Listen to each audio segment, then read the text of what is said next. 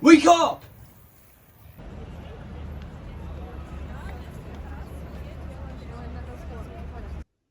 Hi, I'm just ordinary worried Japanese dad living in East London. Lots of things are worrying me these days, so I've decided to start sharing what I've been learning and what I think is really going on. And to be honest, I'm mostly doing this for myself because they say if you get your thoughts out of your head, they will stick better. So let's crack on.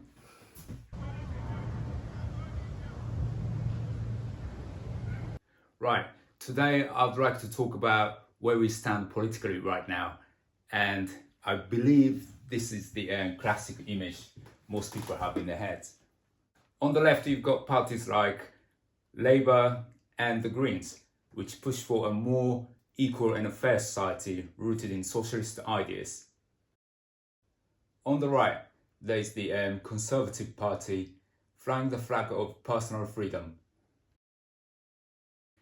And somewhere in between, not too far from Labour, are the Liberal Democrats. Now, what is often said is that things really kicked off in the 1980s when UK Prime Minister Margaret Thatcher and US President Ronald Reagan started pushing what is called neoliberalism, which is basically a system that champions free markets and competition, especially among business owners and entrepreneurs. It's a society where only those who in the economic race are able to survive. So workers like me, just the regular employees, we are not even part of the competition. And that means our future depends on the company we work for. And if that company loses out in the market, well, it's a tough luck.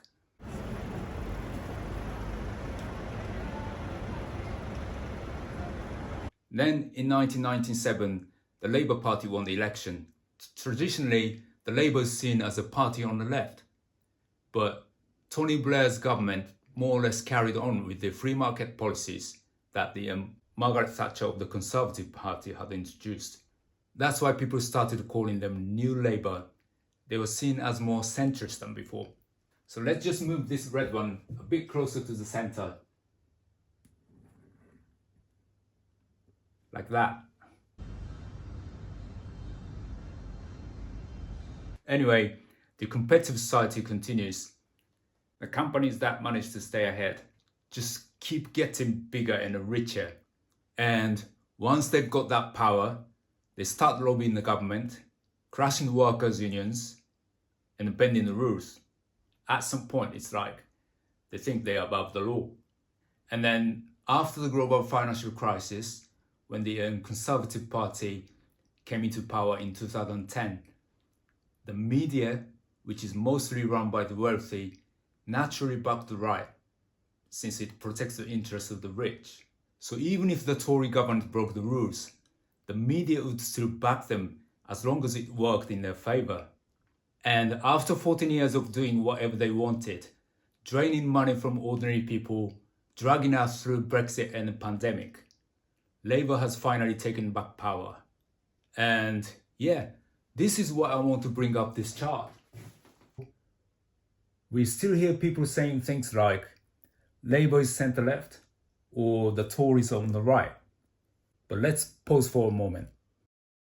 We're only seeing the top part of the chart here, but ever since this competitive society took hold, wealth has steadily shifted to the right. So we could say that the political spectrum tends to parallel people's economic circumstances, meaning the farther to the left, the poorer, and the farther to the right, the richer. The working class is around this area, the middle class is here, and the upper class is over here. And with things like Brexit, smaller businesses have gone under, and more wealth has ended up in the hands of a few, mostly on the political right. So logically, that should mean more people are being pushed to the poorer side, and lower part of the chart should be expanding, growing, right? Now, if you think about balance, doesn't it more make sense to look at it this way?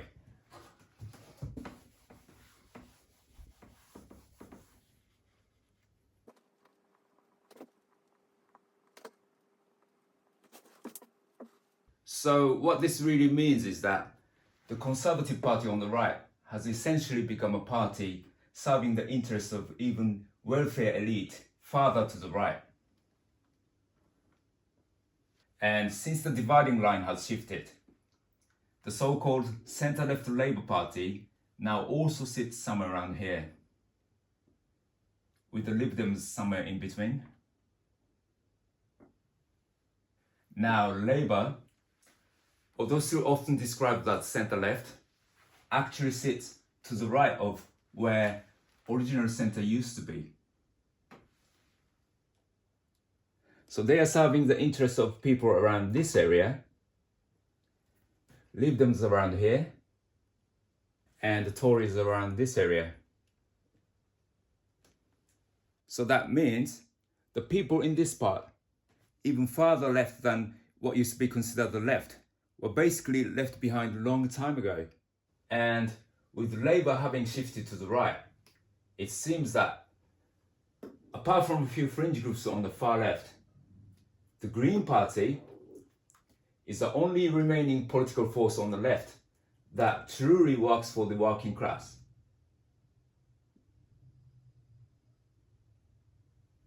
So logically, this is how things look now.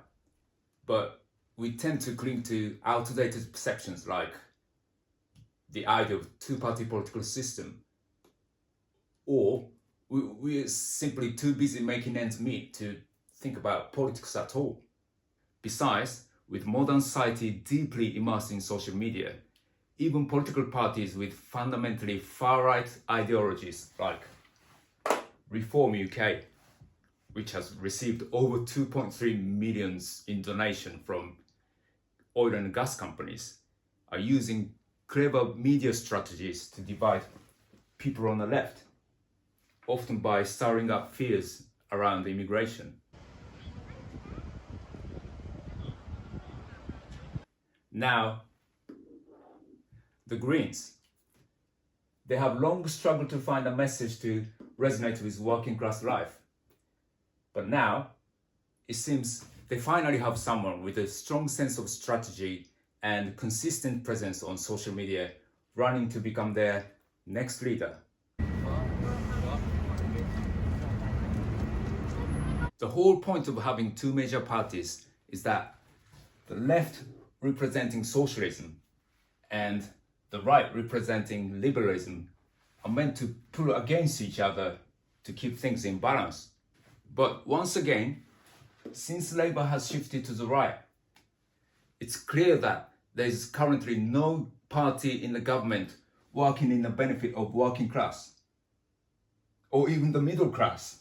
If we ordinary people don't give power to the party on the left, which is obviously the Greens right now, the dividing line will keep moving to the right and things will only get worse.